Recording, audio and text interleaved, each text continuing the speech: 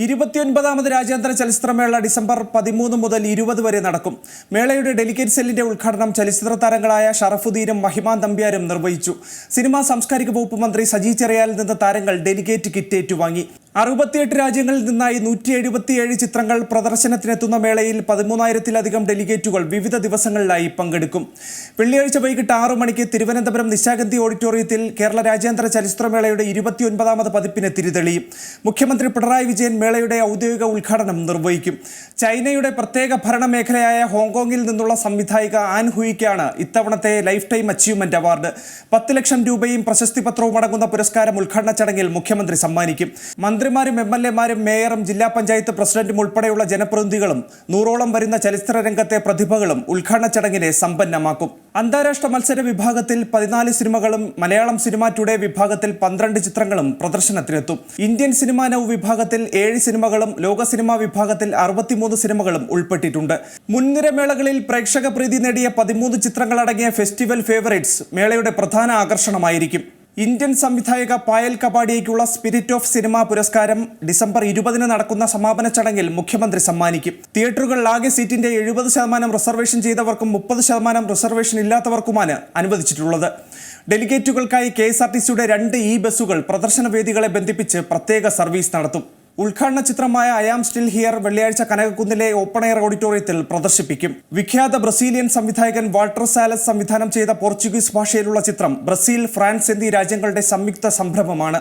1971 Brazil സൈനിക സ്വേച്ഛാധിപത്യത്തിന് കീഴിൽ ഞെരിഞ്ഞമരുന്ന കാലത്ത് നടന്ന സംഭവത്തിന്റെ ചലച്ചിത്രാവിഷ്കാരമാണിത്.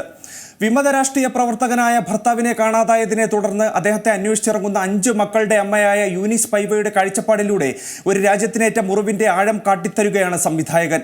ഉദ്ഘാടന ചടങ്ങിന് മുന്നോടിയായി വൈകിട്ട് 5 മണി മുതൽ 5:45 വരെ കേരള കലാമണ്ഡലം അവതരിപ്പിക്കുന്ന നൃത്ത പരിപാടി ഉണ്ടായിരിക്കും. മികച്ച ചിത്രത്തിനുള്ള സുവർണ ചകോരത്തിന് അർഹമാവുന്ന സിനിമയ്ക്ക് 20 ലക്ഷം രൂപ ലഭിക്കും. രജത ചകോരത്തിന് അർഹമാവുന്ന ചിത്രത്തിന്റെ സംവിധാനത്തിന് 4 ലക്ഷം രൂപയും ഇതിന് അർഹത നേടുന്ന നവാഗത സംവിധാന പ്രതിഭയ്ക്ക് 3 ലക്ഷം രൂപയുമാണ് സമ്മാനം. പ്രേക്ഷക പുരസ്കാരത്തിന് അർഹമാവുന്ന സിനിമയുടെ സംവിധാനത്തിന് 2 ലക്ഷം രൂപയും KR മോഹൻ എൻഡോവ്മെന്റ് അവാർഡ് നേടുന്ന ഇന്ത്യയിലെ മികച്ച നവാഗത സംവിധാന പ്രതിഭയ്ക്ക് 1 ലക്ഷം രൂപയും ലഭിക്കും. ഡിജിറ്റൽ ആർട്ട് എക്സിബിഷൻ, ഹോമേജ്, മുതിർന്ന നടിമാർക്കുള്ള ആദരം, സ്മൃതിദീപ പ്രയാണം, അനുബന്ധ കലാ സാംസ്കാരിക പരിപാടികൾ തുടങ്ങിയവ മേളയുടെ ഭാഗമായി നടക്കും. മൺമറഞ്ഞ ചലച്ചിത്ര പ്രതിഭകൾക്ക് സ്മരണാഞ്ജലി അർപ്പിക്കുന്ന ചടങ്ങ് മേളയുടെ ഭാഗമായി ഡിസംബർ 14 വൈകിട്ട് 6 മണിക്ക് നിള തിയേറ്ററിൽ സംഘടിപ്പിക്കും. ഈയിടെ അന്തരിച്ച കുമാർ ഷഹാനി, മോഹൻ, ഹരികുമാർ, കവിയൂർ പൊന്നമ്മ, ചെലവൂർ വേണു, നെയ്യാറ്റിക്കര കോമളം തുടങ്ങിയവർക്ക് മേള സ്മരണാഞ്ജലി അർപ്പിക്കും.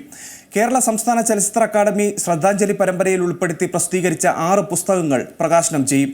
ഹോമേജ് വിഭാഗത്തിൽ 4 ചിത്രങ്ങൾ മേളയിൽ പ്രദർശിപ്പിക്കുകയും ചെയ്യുന്നുണ്ട്. IFFKയുടെ ഭാഗമായി 50 ലോക ചലച്ചിത്രാചാര്യർക്ക് ആദരമർപ്പിക്കുന്ന ഡിജിറ്റൽ ആർട്ട് എക്സിബിഷൻ സംഘടിപ്പിക്കും. Cinema alchemy A digital art tribute എന്ന എക്സിബിഷൻ സംവിധായകൻ TK രാജീവ് കുമാറാണ് ക്യൂറേറ്റ് ചെയ്തിരിക്കുന്നത്. കലാസംവിധായകനും ചലച്ചിത്രകാരനുമായ റാസി മുഹമ്മദിന്റെ 50 ഡിജിറ്റൽ പെയിന്റിങ്ങുകൾ പ്രദർശനത്തിലുണ്ടായിരിക്കും. ഡിസംബർ 14 രാവിലെ മേളയുടെ മുഖ്യവേദിയായ ടാഗോർ തിയേറ്റർ പരിസരത്ത് പ്രദർശനം ആരംഭിക്കും. മലയാള സിനിമയുടെ ശൈശവദശ മുതൽ 80കളുടെ തുടക്കം വരെ തിരശ്ശീലയിൽ തിളങ്ങിയ മുതിർന്ന നടിമാരെ സാംസ്കാരിക മന്ത്രി ആദരിക്കുന്ന മറക്കില്ലൊരിക്കലും എന്ന ചടങ്ങ് ഡിസംബർ 15 ഞായറാഴ്ച വൈകിട്ട് 6:30 മാനവീയം വീഥിയിൽ നടക്കും. KR വിജയ, TR ഓമന, വിധുബാല, ഭവാനി, ശോഭ, മല്ലിക സുകുമാരൻ തുടങ്ങി 15ഓളം നടിമാരെയാണ് ആദരിക്കുക. ചലച്ചിത്രകലയിലെ സ്ത്രീ സാന്നിധ്യത്തിന് ഈ വർഷത്തെ മേള നൽകുന്ന പ്രാമുഖ്യത്തിന്റെ അടയാളം കൂടിയാണിത്. തുടർന്ന് ഇവരുടെ സിനിമകളിലെ ഗാനങ്ങൾ കോർത്തിണക്കിയുള്ള സംഗീത പരിപാടിയും ഉണ്ടായിരിക്കും. മേളയുടെ ഭാഗമായി അനശ്വര ചലച്ചിത്ര പ്രതിഭകളായ JC ഡാനിയൽ, PK റോസി, സത്യൻ, പ്രേം നസീർ, നെയ്യാറ്റിക്കര കോമളം എന്നിവരുടെ സ്മൃതി മണ്ഡപങ്ങളിലും മലയാള സിനിമയിലെ ഒരു കാലഘട്ടത്തിലെ അനശ്വര പ്രതിഭകളുടെ സ്മരണകൾ ഉറങ്ങുന്ന മെറിലാൻഡ് സ്റ്റുഡിയോയിലും ആദരമർപ്പിച്ച് ചലച്ചിത്രോത്സവ നഗരിയിലേക്ക് എത്തിച്ചേരുന്ന സ്മൃതിദീപ പ്രയാണം ഡിസംബർ 12 നടക്കും.